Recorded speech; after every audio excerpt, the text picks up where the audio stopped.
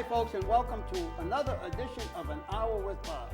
Here we are with a good friend of mine. He's been on the show, I don't know how many times. 27 times. 27 times. Jim Hummel, how you doing? Bob, how are you? Nice We to can see shake you. hands again now that it's not the pandemic. That's right. Isn't Finally. that nice? Finally. No mask, shaking hands. They left the door open today, and I was just driving by, and I thought, let's come in and do an hour with Bob. Let's stop in. Here we are. Yep. Well, you didn't have to drive far, right? I'm just over in the East Bay. And now- Although the back way in, it's kind of tough to get over to where we are now. Like you said, the Berlin Wall. They blocked it over on the, people in East Bay know about the SPCA and the cut through when they built the Berlin Wall, so. So they shut it down, period? The SPCA, they blocked off the parking lot. I'm sure they were irritated by people like me trying to get through, and then Well, whatever the trailers go through there, too. Yeah. So you're texting me, where are you? I'm like, it's one of those, you can't get there from here, so. Because this is Boyd Avenue. Boyd Avenue in East is Providence. cut off by 195, is it not? It's, well, you got the one, it's kind of the back way over on Amaral Street. But, I almost was on automatic pilot because we were in Pawtucket all those years. Right. Was that Pawtucket or EP? It was Pawtucket. People But thought the it was old even- Narragansett racetrack. Racetrack, yeah. Yeah, back there. So, would you not pay the rent? Would they I put don't you over know. here? I missed that studio. The studio was, they trying to tell me this is the same size. It's not. The studio was great. We used to have the bands, the Right. food. Food. Remember? Now the I can't even have food. Station nightclub fire after that. We were like, remember the flames that Yeah, be going yeah. and we'd all be, Cooking. my kids, of course, they used to come when they were Exactly. little, like, or going to Bob, they'd be like, who's cooking tonight? Exactly. Yeah, now I can't even have anything. It's terrible. Crazy. It kills the ambiance of the show, because I could mix it up with a band and Yeah, the bands were guests always good. and food. Yep. Now it's just two old guys just talking. two old guys talking. That's all. You know what? I always say this is the best television. I've done television for many years where it was all scripted, and when you're, especially in network television, where you got a minute 20 and, keep it tight and Right. whatever. Who gets to just talk for an hour about anything? Anything. Yeah, exactly. How many guests have you had on over the years? Oh God, that's a. Do you have the little 1, 2, 3, 4, 5, 1, 2, 3, 4, 5? I would know. I've done thousands. Hundreds, right? Thousands? Thousands. When'd you start? In like 1928? 1992. Wow. 31 years. I'm in my 31st year. Wow. 30 years. I'm in my 31st year. I am in my 40th year. Actually, Really? 41st year. I started From TV or from the journal? From being in the market. I started August 16th, 1982, as a reporter at the Journal. Right. And I was going to be here about 3 years, and that was 40 years ago. Wow. So my game plan, the Journal's great paper at the time. I was going to spend a couple years here. I was when I was in college in the spring of '82. People will remember how bad the economy was back then. So I was next in line at St. Pete, Dallas, and Atlanta. I wanted to go south. Right. Because the blizzard of '78 was my That senior was- year in high school. That's why I went to school in North Carolina. I'm like, let me get away. And, it's funny how the best laid plans, what is it, life gets in the way when you're making Always plans. does. So I was going to be here a couple of years, Right. and I spent 13 years at the Journal, and then I spent another 13 years at Channel 6, and then had a year off and launched the Hummel Report, coincidentally, 13 years ago. So I am now, I've done the Hummel Report longer than I had done either the Journal or the TV. I remember my son, he was 11 at the time, and he knew all about the symmetry of the 13 years. And he said, when we started, we launched a nonprofit in 2009. What were we thinking, right? And it's good I didn't know what we were thinking. And he said, Dad, you're going to have to do at least 13 years at the Hummel Report. I'm like, Cam, let me get through the first year. Yeah, exactly. And we'll be happy. Well, that's where I made the mistake. There's one particular friend of mine, I call him Mr. Thrifty because he's all about money. He told me a long time ago, he said, you should start a nonprofit. You should be doing a nonprofit. And he said, you'd have a car for free, you'd have free gas, you could charge it to the nonprofit. Right. I said, no, this is a nonprofit show, period. Yeah, you're not making any. Well, the interesting thing is when we tried, my partner in crime is Bill Felkner, who was my director of operations, and he had launched a nonprofit. He did kind of a center-right think tank called the Ocean State Policy Research Institute many years ago, and that's how we met. I interviewed him actually on when I had 6 News on the Record on Channel 6, the Sunday show, and then we got together. Getting a nonprofit go back to 9/11, 20 years ago, there were a lot of nonprofits that were being used for, shady stuff and funneling money through. So it took us a year. We got conditional approval so people could give and, get tax deductions, but it took us a year and a half, 2 years to get official nonprofit status. So not as easy as it sounds. Yeah, but I was pre that. I was before that. Yeah. 1992. Back in 1937. 37, something like that. Anywhere in that area.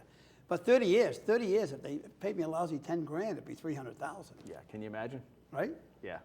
It's all the adulation, Bob. It's all the big, yeah. And all the great people you get to talk to, right? And it's amazing because people will say to me, they'll hit me up for a subscription or for a raffle or whatever. They say, well, you got the money, you're on TV. I go, yeah, right. It ain't what it used to be. It Never was. Yeah, in my case, it never was. So what happened yesterday, election? Yeah, Election. we're taping the day after the election, and the big red wave apparently Didn't stopped happen. at the shores. Didn't happen. Well, you know what? I was thinking about this. We're going to talk about this on Lively Experiment this week, but as I was doing radio on WPRO analysis with Bill Bartholomew, and I was thinking, all the national publications came in here, the New York Times, the Washington Post, to look at Alan Fung. Right. And I think it was an intriguing race. First time, likable mayors, run twice, has the ground game. He's going to be the best chance since Claudine Schneider. for a clearly- Republican, 30 yeah. years ago. Actually, Was it Claudine 30? was in when you were launching the show, right? Right. 30 years ago. She was just getting out.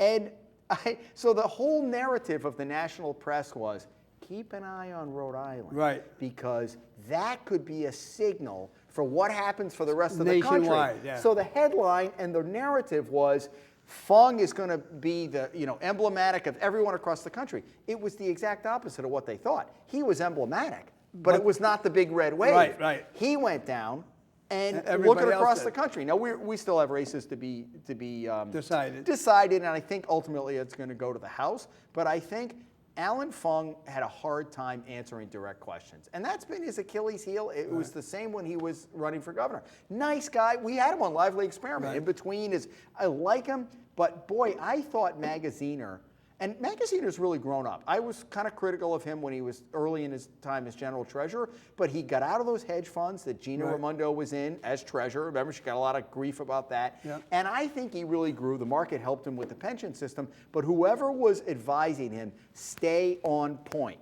And I think Fung ran into the same problem that Ling Chafee did back in 2006. He had a 60+% approval rating, right? Right. But people just couldn't pull the trigger because he had an R next to his name, right? Right, And so right. they voted for it. They kind of, if he had been an independent, they probably would have voted for him. Exactly. Right? Exactly. And And he I- would have been better off being an independent because the Republicans turned their back on him when he ran for governor. Well, a so couple then years he ago. eventually left, and then he.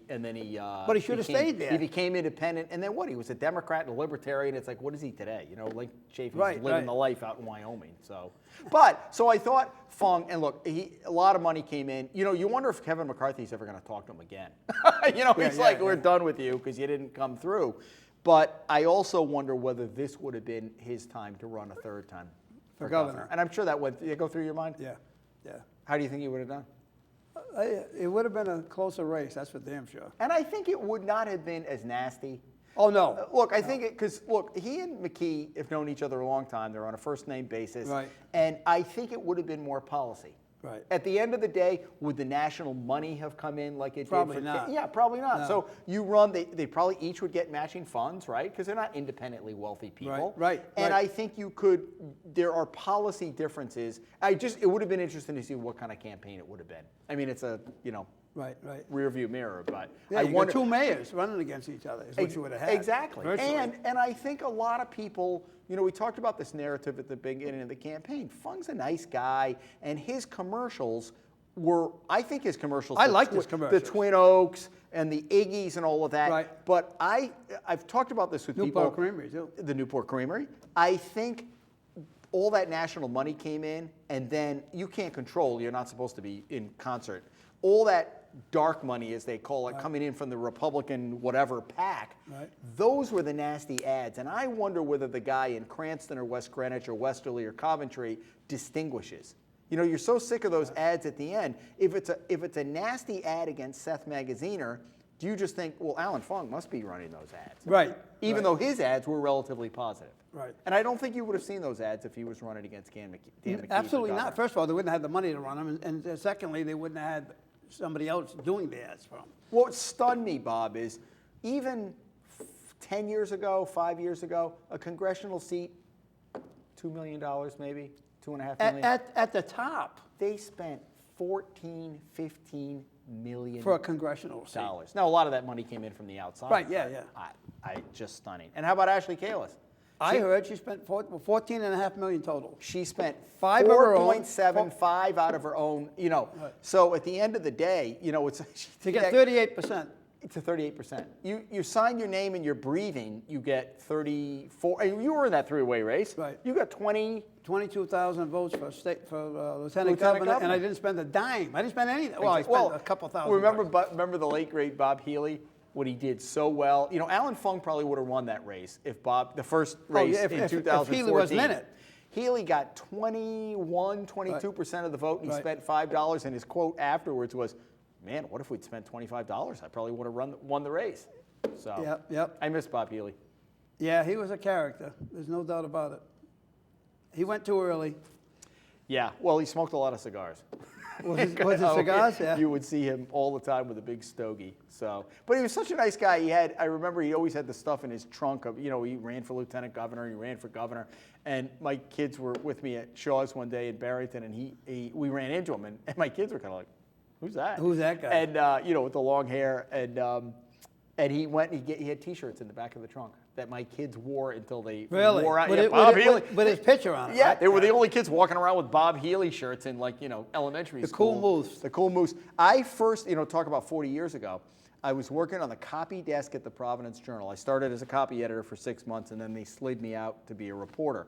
And he was running for school committee in Warren in 1982. It was his first run, and everybody looked at him like, the long hair. He had that back then? Yes. Oh, yeah. He hadn't shaved in I don't know how long, or shaved or gotten a haircut. Got a haircut. And I remember his slogan was, "A strange man for a strange job," and "make school cool." And you know why he won? Because he was a fiscal conservative, and all the elderly people in Warren loved him because he wanted to hold the line on taxes. Right. And so he got elected to a couple of terms there. And Charlie Bax, the former Journal columnist, famously said he's a shave and a haircut away from electability. Because some people just couldn't get beyond, and that was Bob Healy. He wasn't going to change. He didn't change for anybody. And I always said he's the smartest guy in the room. And Ken Block's the same way. When you sat down to have policy, I did for the Hummel Report. I did 8, 9, 10-minute video profiles on Raimondo, Fung, and Healy. Yep. And Healy, by far, we got thousands of views because when you actually sat down and talked to him, a little bit of libertarian, a little bit of conservative, a little bit of progressive, and I asked him at the end, I said, "Hey, what kind of shampoo do you use?" And he said, "Tresemme, 348. He knew exactly what. Really? So he passed the gallon of milk test. You know how remember they asked George Bush all those years ago, he wanted to be the everyman. "Hey, Mr. President, how much does a gallon of milk cost right now?" Right. When do you think the last time George Bush had gone shopping? Right. And they said the same thing in one of those debates, the Seth Magaziner They and did. Alan Fung. They Remember did. how much eggs cost? Yes. Well, they did it in the governor's race, too. Did they really? Yeah. They said Is that one of the something- Tim White questions of, one of the ones that are supposed to trip you up? So Helena Folks passed that with Flying colors. What did you think about her campaign? I think, it's obvious she would have won the race had there not been for early voting. Well, it's not obvious. It's pretty obvious, I guess, because she won the vote after the early voting. She got the bulk of the vote. Yeah, after but this the early whole narrative about, are we not used to it now? With it's like the early voting and the mail ballots are somehow tainted because we didn't do it. Now I know there's some purists who say we want to vote. That's fine. We want to vote on the day, and that's fine. All they got to do, instead of spending all that extra money for early voting, just vote on Saturday. Yeah. Or how about narrowing the window to 5 days before the election? I voted on Thursday before the election. Yeah, not a month before. I like going on election day, but the only reason was I voted in a primary this year because there was somebody I was interested in voting for, and do you just affiliate after? I do. I'm registered unaffiliated, and you got to remember to do that. But the funny part was, so I go to town hall, and the only other time I had voted in a primary, there was a woman named Rose Gizzarilli. I still remember. She's been dead for years. I walked in and she went, "Hey, it's Jim Hummel. Jim, which ballot do you want?" I'm like, "Rose, stop Tone it down. I just wanted to sneak in there because, as a reporter, I don't want to be telling people how I'm voting. So early voting allowed us to go in, and there was one person at the desk. Right. You show your ID. Right. And so my wife and I did that for the primary. And I said she was going to have a busy day on election day, so I was going to, and I kind of wanted to vote with her. She said, why don't we just do early voting again? So we did Thursday before the election. And the thing that I understand the mail ballots, maybe a little controversial. Okay, they've eliminated the signatures. The early voting, you take it and you put it in a machine just like you would on election day. Right. So it's locked, it's secure, and the Board of Elections told us at 8 o'clock on election night, they can start releasing those results, and they don't have to count them because the machine has done that already. Already done it. Yeah. So it's just like voting. It's just like you would replicate on Tuesday, but you're doing it. I'm not sure the 19 days is a good idea. Right. Or 20, is it 20 days before the election? I think it is 20, yeah. But other states have been doing that for years. So now you hear it's like the Bob Lancia thing from a couple of years ago. He went to bed thinking that he'd beaten Jim Langevin, Right. just like Trump. And so Trump made it sound like any mail ballot anywhere is now tainted. In Oregon, they've been doing mail-only ballots. You can't go to a voting booth for 10 years, and it's safe and secure. I think there was a little bit of skepticism because they relaxed the rules a little bit during the pandemic, and then they made them permanent. And I think that's where people, the traditionalists like you, may have been a little skeptical. Well, you also see, look what happened a couple of years ago with the Speaker of the House in Cranston. Oh, Mattiello. All of a sudden, he won every ballot. Yeah. Yeah. Well, we laugh about that because my son was in North Carolina at the time, and I said, Cam, only in Rhode Island can somebody be down 300 votes on election night and claim victory. Exactly. But, you know, his mail ballot guy worked for Ashley Kalis this year. Ed Coutinho went and worked for it. It didn't help her that much, No, did it? not really. I would have asked for a refund. You should have got a refund, too. 38%. I expected her to get 40%. Yeah. I thought she'd get 40%. Yeah, and the three other candidates, it's funny, the kid from URI, remember he had some problem with the signatures or whatever early on? He got maybe 1.5%, and then the other Libertarian came in last place. So maybe all combined, maybe 3%. But still, I would have thought she would have cracked mid-40s. That's the problem. I did too. I actually did. That's the problem with being a Republican in this state, and I think that was Fung's problem. In all of the polls. No, he had another problem. What was his problem? His other problem. What was his other problem? The abortion issue. Yeah. Killed him. Clearly. I think. Even in a state where it's codified. And what's amazing, in this state, supposedly one of the most religious states in the country, right? Yeah. He got killed because of that issue. But I think if he had just adjusted a little bit early on, if he would have said, I am against abortion except in the case of rape and incest, and I am in favor of abortion up to 15 weeks, he would have been fine. Well, he needed to articulate that because he basically getting the money said from the feds. The law, so look, ultimately, who do you answer to? The people who are paying for, so I mean, whether he would have been a player, my argument always was, let's say Alan Funk did get elected, and he's trying to be moderate. Well, his first vote, as Seth Magaziner pointed out repeatedly, was going to be for Kevin McCarthy. Right. And I think in Rhode Island, people they don't see the moderate John Chafee Republicans. They see Matt Gaetz. They see Ron DeSantis. Right. They see Lauren Boebert, who lost. Marjorie Taylor Greene, who won like 80% of the vote. Nuts. And they're like, holy cow, those people are nuts. Yep. And so look, if Alan has an R next to his name, if we give him permission to go down there, he can say whatever he wants in an election. We heard 3 Supreme Court justices at their confirmation hearing say Roe v. Wade is settled law, and what happened?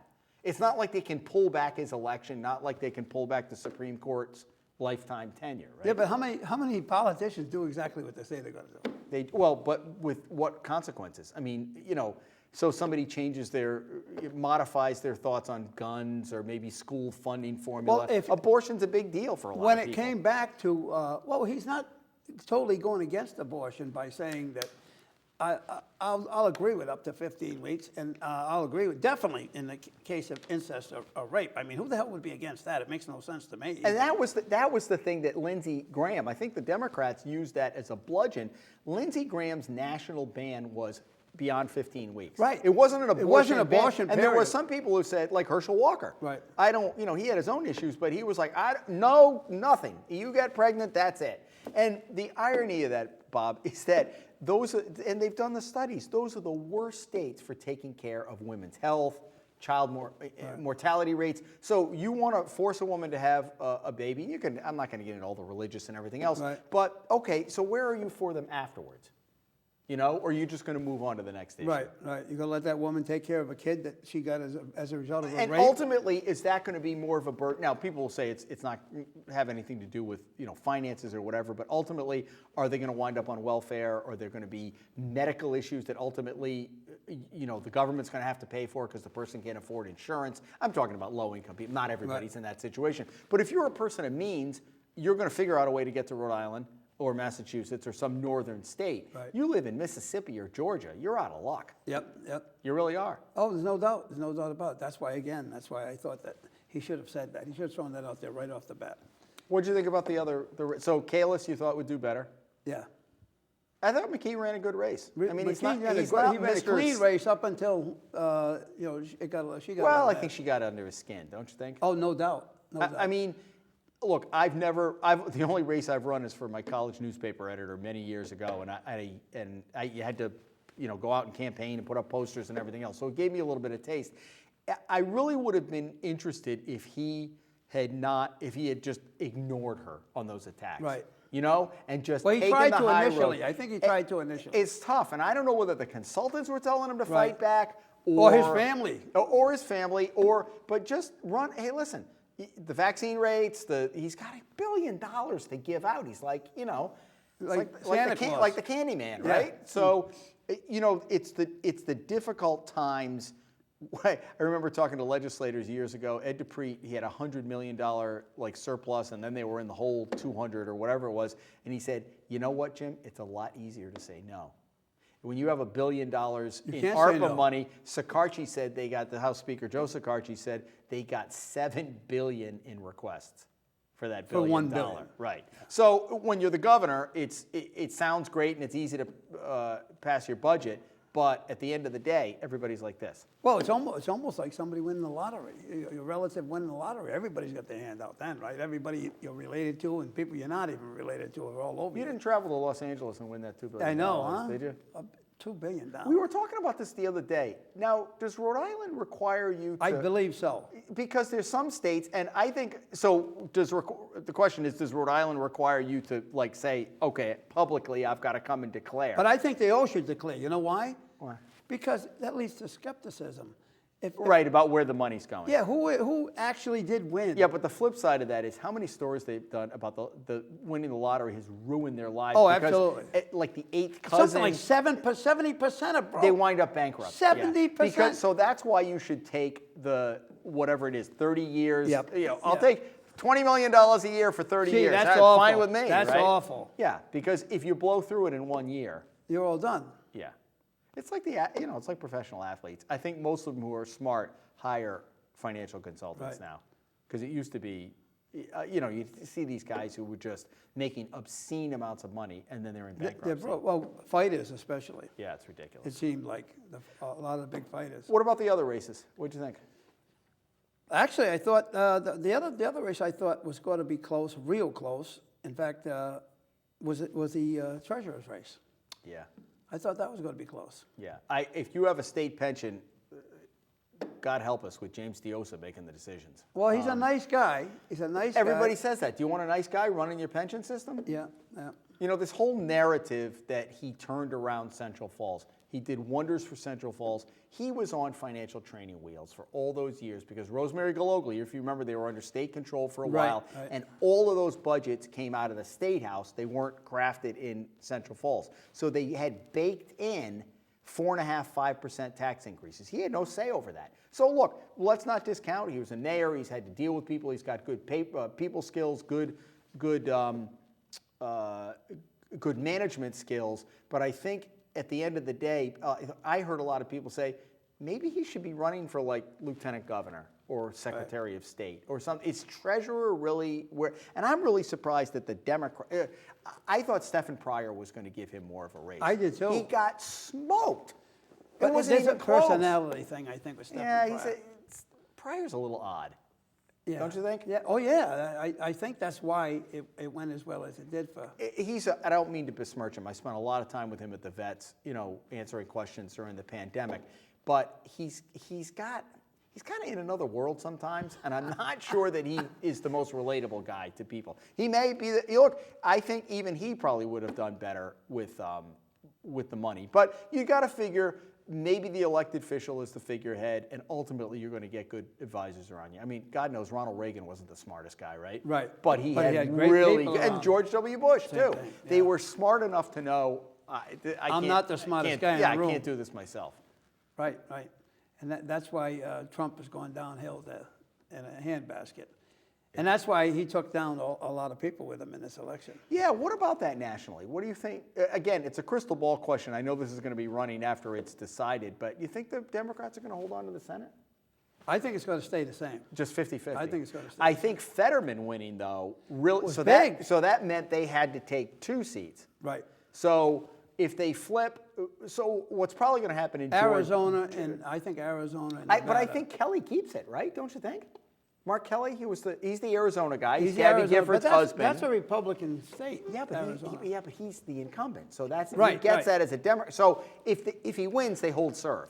It's Georgia where ultimately I think they're going to have to do what they did 2 years ago, is to have a runoff. Right. If you don't get 50, whoever that libertarian, Yeah, he is, screwed everything People up. are like, oh come man, on, you're going to cost. They're costing us another 100,000. 2%. Yeah, you know who's celebrating over there? The TV stations. Yeah. They're like, bring in the Brinks truck, back Yep, it up to yep, the back of the yep. station. I love all these television people. I listened to one of the anchors here say, oh, can hardly wait for this election to be over. And Are you whatever. kidding me? Talk to your general manager Yeah, who exactly. pays your paycheck, how much you've been getting this, whether she sees it or not, I don't know. Right, right, right. Whether they have to lay anybody off on that. The interesting part nationally, though, and I think we're in uncharted territory because it's been so polarized.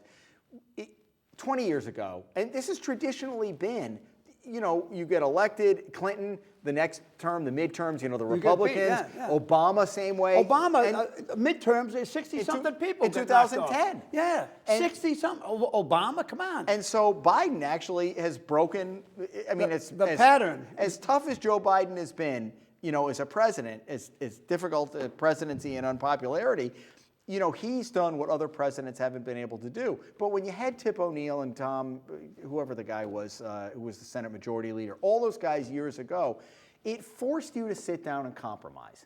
Because No such thing. if you had, and I said, my kids, when Trump got elected in 2016, I mean, when you're 20 years old, 4 years seems like an eternity. To us, blink and 4 years goes by. Right. And I said to my daughter, I said, Alex, what's it? They were at the University of North Carolina. I said, what's it feel like on campus? Because Obama had come to campus North Carolina's one of those, they went for Obama, then it went for Trump, and it's a purple state. And I said, Alex, what's the mood on campus? She said, Dad, it's like the day after we lost the national championship to Villanova. All the students are all mope-faced. Wow. And I said, look, I voted for Republicans, I voted for Democrats. The Republicans now have the keys to the car.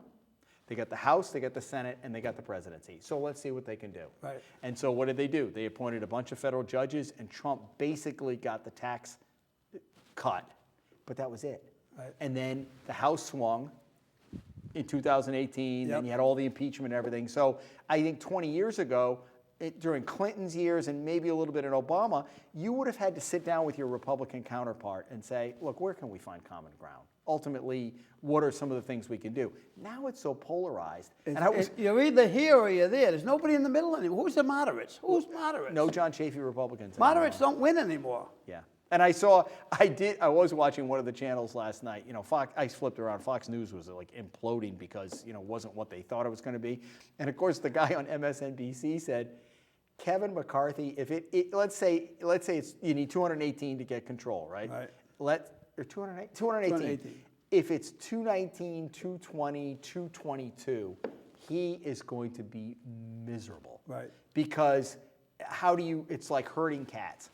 And he's not. And they even questioned it whether he would be the speaker. I was thinking of that, by the way. Why? What cements him as a speaker anyway? Just because, if he had engineered this big 30-seat flip, Yeah, then. 40-seat flip. Well, that's and what- then the other thing I thought about was Nancy Pelosi. What if she went to bed and thought, oh, crap, I got to be the speaker for another 2 years if the Democrats, she's like, bro, she's 80 years old. Why is it? Plus what happened to her husband, too. Go back to San Francisco. Right. I mean, like Mitch McConnell, Chuck Grassley. is 89. Did he win again? Yeah, another 6-year term. How's he going to in last? Iowa. 89 now. I Was think it I was talking about- 95 when he get. I was talking to my election? wife about this. I think what he'll probably do is he wanted to keep the seat. Make And sure then- it's and then Republican. pass it on to somebody. Yeah, and they changed the law here. Remember when John Chafee died, Link Almond appointed Link. Right.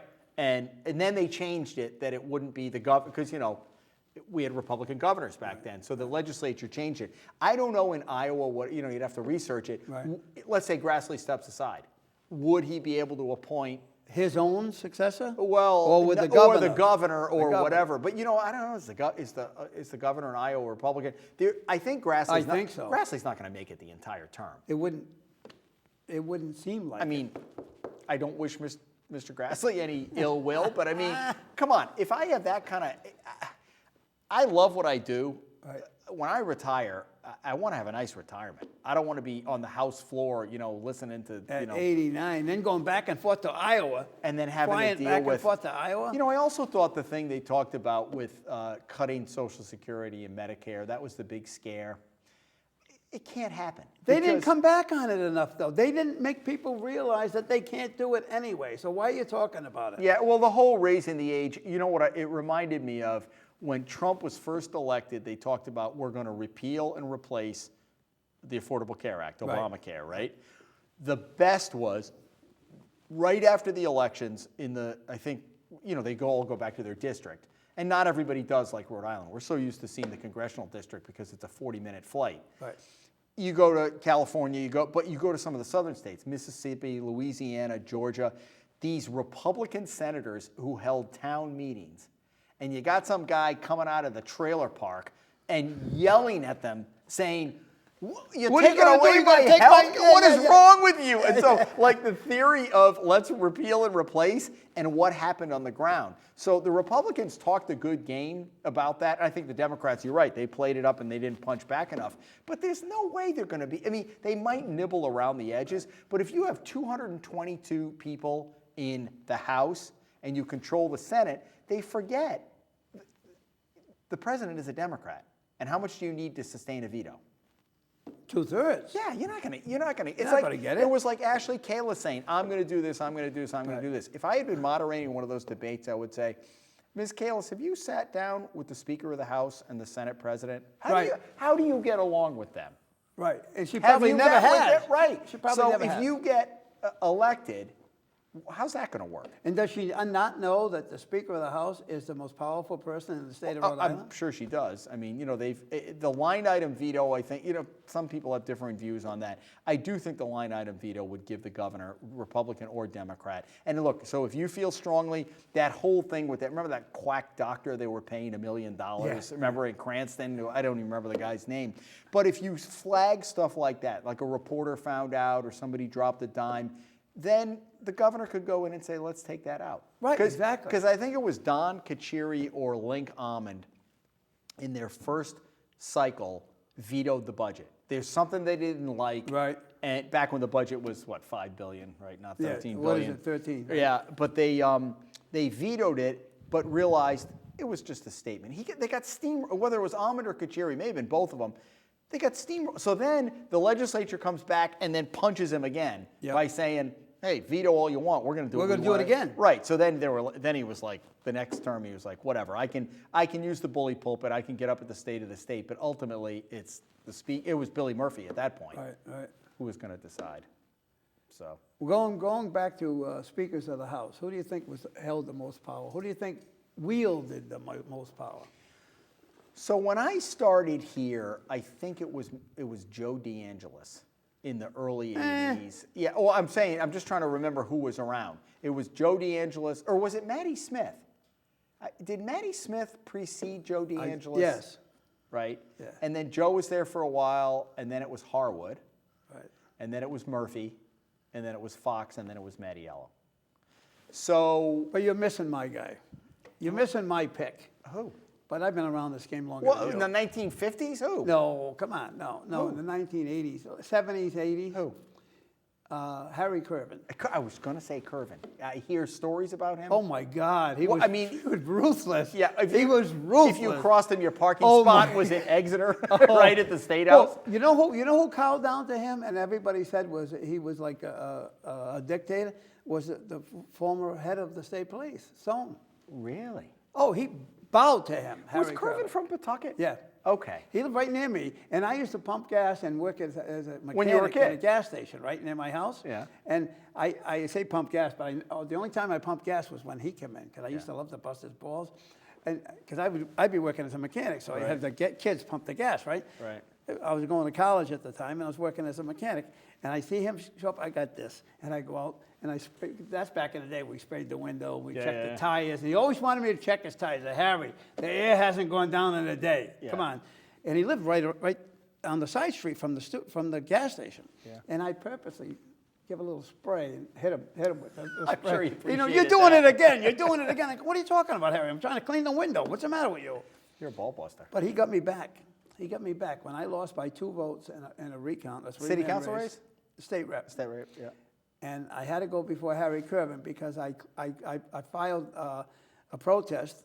I filed a recount, and I filed a protest against the Fifth Ward Committee and the State Committee, claiming that they screwed me on the election. They violated 7 laws. 7 election laws were violated in my race. And guess what? I proved all 7. And what did Harry Curvin do? We're at this long table at the Board of Elections. He was at the time, he left there and he was the head of the Board of Elections. What do you do for a living? I don't know. Oh, he was just the speaker. That's all you were thinking about. And he walked with a cane. He was a gimp, big guy. He probably couldn't see from all that spray you sprayed in his eye. Big Irish guy, right? Venturini, where are you? Yeah, oh, he remembered me. Big table, big conference table in the Board of Elections. And he goes, well, what do you want from us, Mr. Venturini? I says, I want a new election. He goes, you ain't getting no effing new election like that. He threw his cane, smashed his cane on the that's table. Great. He goes, feel good that you figured it out, or you got us for 7 violations. I said, but what do I get for it? Nothing. You should have told him, hey, be careful about the air in your tires there, old man. Yeah. So how long was he in there? I was in it Bunch 10 of terms? years. Yeah. And ruled with an iron fist. Unbelievable. I've studied this game since I was a kid. In fact, my first time involved in an election was passing out pamphlets when my father ran in 1954. Wow. Yeah. And I was very much involved in the Kennedy race. In fact, I have a brooch from John F. Kennedy in 1960. He gave me personally. He took it off his lapel, gave it to me, and I still have it. It's a donkey. And it looks like a piece of jewelry. You know, it's painted gold, and it's got jewels for the eyes and the nose, shaped like a donkey. Cool. And I still have that today. That's pretty cool. Yeah, because I was working in Pawtucket for him and the Naughty campaign. Yeah. 1960. 60. That was Del Sesto? Yeah. Is that the race that Del Sesto won, right? Because didn't Naughty was in, and then, or was Del Sesto in and out, and then back in again? Right. There was something to do with Colonel Stone, too. Wasn't there that he fired him and he came back or something? There was a lot of stuff going on back in those days. Yeah, that's crazy. A lot of stuff going on back in those days. Did you have any races locally this year that were any good, or was it a fait accompli with like legislative races or city council or anything? I thought that my rep, in fact, I ran into him last night. He said, how the hell did you lose? Who was that? Philippe John Philippe Barros? Barros. Did he lose? He got beat in the primary. Oh, yeah, I didn't see him on the ballot. He got beat in the primary. By somebody to the left? Oh, yeah. Yeah. You know what? We were talking about this last night as the results were coming in. We were very critical of Sue Cienki, who was the Republican Party chair, and it's a thankless job. Last fall, when she was saying, we almost have a governor candidate, and it's like September, October, November, and I think they thought it was going to be Blake Filippi, which clearly it wasn't. Right. So Kalis comes out of nowhere, but I will tell you, and I gave props to Sue, and I'm not saying anything that I haven't said directly to her face, they fielded more candidates this year, the Republicans. Right. Now, getting over the finish line and winning is a whole different ball game, as you know. Right. But it's going to be very interesting, the leadership vacuum. Dennis Algier, the Senate Minority Leader, who was there since the 80s. He left. He's from Westerly? Yeah. He, not the Democrat whose name, whose name escapes me. She beat the Republican and the independent Caswell Cook, who has been down there. I mean, he's really well known. He's been on the council. like him. Caswell's a yeah, big so guy, you know, right? big guy, So he came in a distant third. Caswell come in a distant third? Yep. So this He woman. did a show. He used to do a cable show Yeah, like this, you know. yeah. I knew him years ago when I was covering And he Westerly. does so much For good the community. For down so in I West. have no idea why that didn't translate. And then Blake Filippi's seat was won by a woman named Tina Spears, who I think she lives on the mainland. Was she a Republican or Democrat. A Democrat. So they lost flipped- two they seats. lost Not two. only did they lose only the had, leadership. 9. Well, so Jessica Dela Cruz will be the minority leader in the Senate, and Chippendale's moving in for Blake Filippi. So that's settled. But we, on Lively Experiment, every year, the first week of January, we have the legislative leaders in. And it used to be Sikarchi before he moved up. Last year, it was Chris Blazajewski, who was the majority leader. He was the new kid on the block. He'd never done the show before because it was McCaffrey, Algier, and Filippi. They're all gone. Blazajewski comes back this year. Wow. He's like He's the alone. grizzled old vet. Yeah. So it'll be Chippendale, Jessica Dela Cruz, and Blazajewski, and the only X factor is who's going to replace Mike McCaffrey, because his seat, that was one of the few Republican seats. The guy's name. Can't remember who it is. It's Warwick. And he beat Jennifer Rourke, who was the progressive. Right. She was the one who got hit. Remember in that thing in downtown Providence during the abortion? Oh, really? Yeah, She was hit by the cop. She was Hit by the cop. exactly. She was the one who got it. She lost. You would think of anybody who lost. would have lost. She lost to a Republican. But that was that crazy story, like the Democratic leadership, like Joe McNamara, Captain Calamari down there. From Warwick. Right, and all of the leadership, they backed the Republican. Because I think did? they were worried about the progressive getting in. Yeah, there was a big story in the Journal about it. They wound up throwing their support behind the Republican because they thought he was going to be less problematic than having a progressive in there. And Matt Brown, he did this. Remember the whole Rhode Island political co-op? 50 people, we're going to get it. We're going to take back the effing state house. Whatever. If we never hear from Matt Brown again, it'll be too soon. And you wonder. We were saying last night, we were watching in the studio. I said, I wonder if that's the last we're going to hear of Ashley Kalis. She's not going to be running for the Charter Review Commission in Newport anytime soon. Right. Will they stay in Rhode Island? You think she's going to pick up stakes? I don't know. I don't know. It's got to be a stinging loss to spend. And if you're the kid, you got to be thinking, do you have enough tuition to send me to college, Mom? Yeah. Right? Oh, well, he's swearing now. He wasn't swearing. Yeah, what did he say? Something like, Dan McKee really screwed up. The kid should be going, hey, Mom, did you screw up this election? Yeah. I've always been a little uncomfortable using kids in your. Right. Although Richard Leach did that years ago. Remember he had his kid on his lap or something? Jeremy, right? Well, who did it better than the mayor of Providence? Yeah. With Omar. With the little baby. Yeah, Omar's got to be walking in, I don't know, 5 or 6 now, yeah. right? Don't you think? Yeah. We'd be doing these press conferences and you'd hear this little cooing off to the side. I'm like, what is that? It's Alorz's kid. And that set off a whole deal. Like, wouldn't it be nice to bring your kid to all these people at City Hall? Hey, can I save on daycare and just bring my kid? Yeah, I'm glad that's over. And Alorza, you know what? I think it was his time to leave, too. I was never overly impressed. But it'll be interesting to see Brett Smiley. I think is a little more moderate, and he also, I think that's why the Republicans didn't put anybody up. Not that they would have a great chance, because they thought, hey, Smiley, he's a meat and potatoes kind of guy. You saw the commercials. He's taking the garbage out. And did you see those commercials? Brett Smiley must have walked about 15 miles. So he's walking along, and he's got the people here. But it worked. And were you surprised at all by the Providence race? No, not at all. Not at all. No, I thought he's a hands-on favorite to win that race. The interesting thing is going to be with McKee, and I think this is why they didn't do the gas tax cut and a lot of other things. Although it seems like we're swimming with money now, 1, 2, 3 years out, we got a $13 billion budget, Bob, and we got to support that every year. And there's been kind of smoke and mirrors with the ARPA money and the CARES Act money and all of that. If you talk to the budget people, a couple years down the line, we're going to be another couple $100 million in the hole. And it's not going to be as fun to govern anymore. Well, the thing that bothers me is when you get all that kind of money, you throw it around and you add jobs and you add cops and firemen and all that. Got to pay for it next year. When that money, the federal money's gone, now you're screwed. Now you got to make it up somewhere Joe else. Sicarci talked about, and we had him on Lively Experiment about this, talking about investments, not necessarily spending. So I think they did try to target it like affordable housing. Okay, so it's built and then it's done, and it's not a recurring expense. The thing that really struck me, and I thought, the bond issues go through like it's free money. Yep.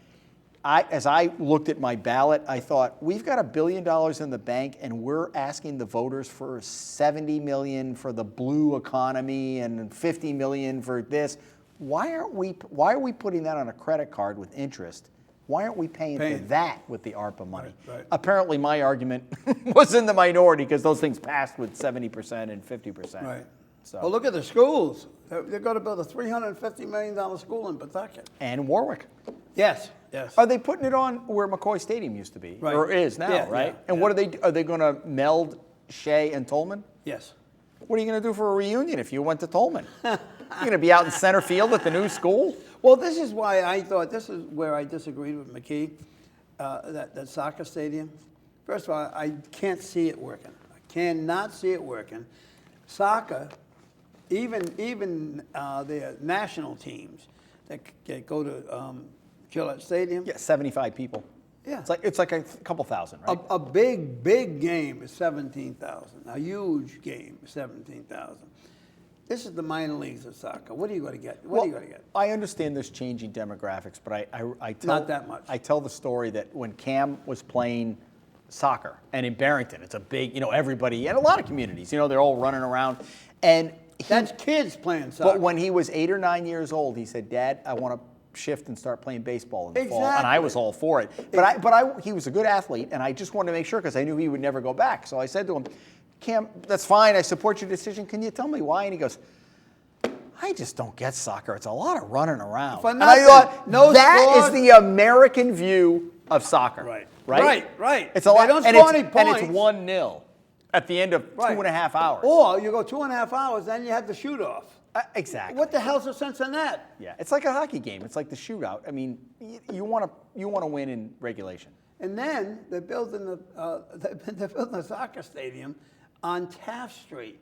I lived in Pawtucket all my life. I know what Taft Street is, but I'll guarantee 80% of Pawtucket people don't even know what Taft Street is. You should have been a consultant. You would have told them not to do it. Oh, absolutely, absolutely. Right. And then get this one. I find out. I talked with the mayor of Pawtucket, who's a good friend of mine. I love the guy. I said, "Wait a minute, how are you going to do this where's the parking? Because there's no parking over there." He goes, "Oh, we're going to build a causeway across. A bridge across for pedestrians." Like the pedestrian bridge in Yeah, Providence. it better not be- $4 million bridge. That turned into $22 million, 22 right? million. Got to build a pedestrian bridge over the Blackstone River, right? And they're going to park on School Street. I go, really? Do you think all those people are going to Want to walk that park far? over there? They're going to park on Pleasant Street. They're going to park all on the east side of Pawtucket. Well, and Pawtucket has to borrow $10 million. Where are they going to get that from? It's not like they got the big pot I of gold don't sitting see, around. well, first of all, the soccer stadium, I don't think is going to be self-sufficient. I don't think it's going to be. I understand that the premise is that after they build the soccer stadium, they're going to build these housing stuff, and they're going to build all this supportive industry around the area, and that's the soccer's going to draw this. And by the way, you're wasting waterfront property on a soccer stadium. I mean, they could have built. Wasn't that the issue, though, that, as much as they tried to posit it, these are tax credits, whether you agree with the tax credits or not, these are things that have already been passed, so we're not adding money, but it's front loading on the stadium rather than all of the back end stuff like the housing, the retail, right, all of that stuff. Then they're going to have to come back for more. And I always think it's like building a building. You get 2/3 into it, you're not going to stop. You have to go. You have to continue. You're in so far, you can't stop. Right. And then they used, because of the pandemic or whatever, they had to raise the money. They need more money. So what do? They take it off phase 2, which is all the other stuff that's supporting. Right, and no shock that building materials are up 20 to 30%. Right. I mean, if you're trying to build anything, you know that now, right? My question was, why didn't they put the soccer stadium at McCoy Stadium? You got lights there. You got a field there. You got bleachers there. I think and you got parking. I think their argument would have been that it doesn't allow all that other stuff that they wanted to put around. That they wanted to use it as a jump start for other economic activity, but you wonder whether they're going to get that far. I don't see it. To the economic. And there's no term limits for Grebian? He's been mayor there for like 100 years. Yeah. I like Don too. I'm the only guy that's ever beat him in an election. For what? When we ran, he ran. I live in the 5th Ward. He doesn't. When the 5th Ward mayor, 5th Ward councilman decided to retire, they didn't tell anybody, of course, till the last minute. Yeah. And they threw him in. So I quickly went down and I filed papers. I never wanted to be a councilman. Never. And you won? Never. No, what happened was, I put my name in, and now it's only him and I. And I'm from the area. He's not. They've given him an apartment in a house in the district For a city council race in Pawtucket. Come on now. Yeah. So this sleazy guy that I never liked put him up to it. He was like a pawn. He didn't really know what was going on, what they were doing to him. And so I ran against him, and I'm going, within days after I filed, and I'm going, wait a minute, I'm going to win this thing. I do not want to win this thing. I said, holy shit, what the hell did I do wrong? And then fortunately, some woman put her name in. I knocked on her door the day after she filed. I introduced myself. Her name was Mary Bray. I said, look, I want to work for you. I'm going to drop out of this race. I'm going to support you. Really? Oh, my God. Yeah, that's great. So I go down to the Board of Canvassers to take my name off. And they won't let you do it. Wouldn't let me take my name off the ballot. So even though I was going around with her, I was like a campaign manager almost. So she won, you came in second, he came in third? Yeah. Wow. Yeah. What year was that? And I only lost by 51 votes Wow. for the job. You should have been at the polls going, vote for Mary Bray. Oh, I was at the polls passing out pamphlets voting for Mary Bray. What was the what year was that? Oh God. That's before he got elected. Then he finally got elected to the city council, right? And he was there for a while, and he was the president. Did he replace? Oh, he replaced Jim Doyle, right? Yes. He succeeded Jim Doyle, who had succeeded Mativier, maybe? Right. Okay. And then you go way back. You go back to the line of Kinch, all those many years ago. I worked for Kinch in the election. I probably worked for Brian Surratt, who had his bad time, but he was a good mayor. Yeah. He just had a bad situation going on, you know. That little thing called a federal wiretap. No. He had other things going issues. on. But he seems to have gotten out and gotten on his feet. I mean, he's retirement age now, right? Yeah, but you know what bothers me about that? The guy was a lawyer. Yeah. He could never practice lawyer again. They disbarred him. That's not right. That's not right, because if a guy's a plumber, they don't take his plumber's license off. Yeah, and you know who else got it back? John Cicilline Jr. Right. Remember? Yeah. And, oh man, the defense lawyers were up in arms about that, because it wasn't just. There are different types of crimes. I think it's all probably in the eyes of the law. Yeah, but he screwed a client. Right. That's right. Well, right? That's different. And so so why would you want to go back? That's what I'm saying. They're different gradations. That's the guy that he should not get his license back. But Brian Surratt didn't screw a client. All he did was he took a $1,200 bribe from a childhood friend. He took a payment from a guy that was he knew since they were in the first grade. He was working, I know when he got out, he was working at a car dealership. Yeah, and then is he around at all or not? Yeah. Oh, yeah. He lives in North Providence. Yeah. In fact, I asked Charlie Lombardi about him when he was on the show. I said, he still lives there? He goes, yeah. I have He's got to be in his late 70s now, maybe? I have a, no, he's not. Mid-70s? No, he's probably 73. I have a whole big plastic bin full of photographs of him. You sound pretty specific, 73. You sending him a birthday card every year that I don't know about, or what? How old is he? He's 72, 8 months and 3 days. Yeah, and 13 hours. Here's a guy that was going places. But he came around the time. He was being looked at for statewide. Absolutely. They loved him. Charismatic, good-looking guys. He had the nice suits. And the voice, the deep voice. Yeah. And we used to do, I was involved in his speeches. And I did all the, I critiqued him all the time. After he did a speech, he'd come to me, how do I do, Bob?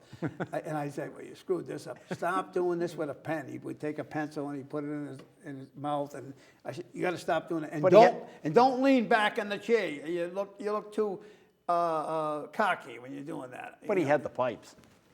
The guy had it all. He had it all. I really, really felt bad when he went down. There's some people to this day who have not forgiven Bob Wiegand because of that. Because they say they don't see the larger issue. They say he ratted out a fellow Democrat. And I'm sure Wiegand had to live. I mean, he did the right thing. And, Right. ultimately, and, you can look at the case however. But I know people who never would vote for, Wiegand ran for lieutenant governor. I knew him back when he was a state rep in East Providence when I covered the state house. Lieutenant governor, and then he ran for Congress and ultimately lost to Link Chafee in that general election. Remember, he beat, who did he beat? Richard Leach. He beat Richard Leach in the primary for Senate, and then he ran against Link in 2000. But there were some Democrats who were very upset that he ratted out Brian Sirolta. I always found that a little ironic. Right, yeah. So kind of like they flipped it. Well, Wiegand must be getting part of the business too, man. And that's why the feds, leaned on him and he flipped. I'm like, I don't know about that. I survived the federal grand jury because of that. Really? Yeah. I Why? was brought in. I was considered the third guy. They thought I was the bag man. That's what they had me in for. Really? Yeah. Because it was Searle, Paul Savoy, and me in the office. Oh, Paul Savoy. I totally forgot about him. Yeah, it was the three of us. Is he still around? I think so. Yeah. Here's another great Was he guy. related I to like Paul. Dr. Savoy, the dentist? I don't know. But You he know what lived I'm in talking about, yes, right? Yes, of course I do. Yeah. In East Providence. He lived in East Providence, Paul did. Real nice guy. In fact, his wife worked for Cooks in America. She worked for John Oster. Really? Richard Oster. Richard Oster, yep. And I did some photography work for Richard Oster. Okay. Big payer, man. That guy, I come back with a bill for $300, go, check it out. It wasn't, if it didn't have enough money, it wasn't a good deal. Wow. It couldn't have been a good photograph if I Yeah, charged if you were, $300. yeah. Oh, yeah, they always, He wants the $500 photograph. oh, yeah, they always ask for, raise it. Okay. I doubled it one time and they said, raise it again. Wow. Yeah. It's a good client. Yeah, exactly. I used to go down to a place down in Narragansett there. He had Oster? Lily Mare. Oster? Lily Mare.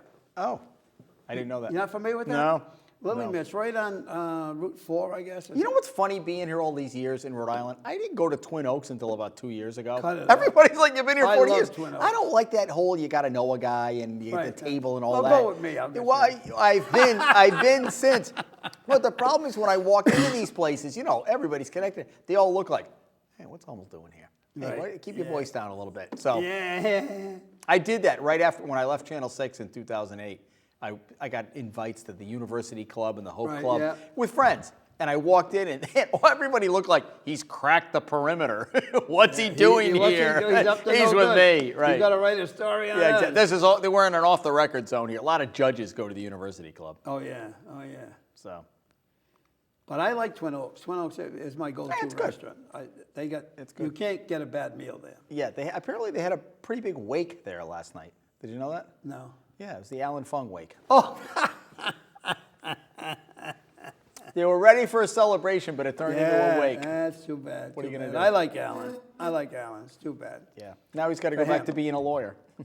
Yeah. Well, we were talking about this too. Is his wife going to be the next? Is she going to run for mayor of Cranston? Right, Hey, you pick probably. off Nick Mattiello. That's a pretty good feather in your Big cap. time, big time, She's very yeah. popular down there. Very nice person, too. I like If Ken Hopkins steps aside, is she the next one to? Right. Isn't it funny how they've had Republican governors there for a long time? Exactly. I think Leary was the last, or O'Leary. There was a John Leary. No, there was a guy, I'll begin with a P. His name was Italian. There was a Democrat over there. In Cranston. Cranston, yeah. Yeah. can't think of Our his- minds fail us. Yeah. That is shocking at our age that we wouldn't remember something. Yeah, like that, right? come on. Hey, you did an hour again. You did an hour. You An spent hour an with hour Bob. My What's God. better than an hour with Bob? I should be getting pension credit for this. Now, how many times you been on the show? More than 10? 8. 8? At least 10. Folks, thank you for spending an hour with Bob and Jim Hummel. The one and only, the Hummel Report. Now,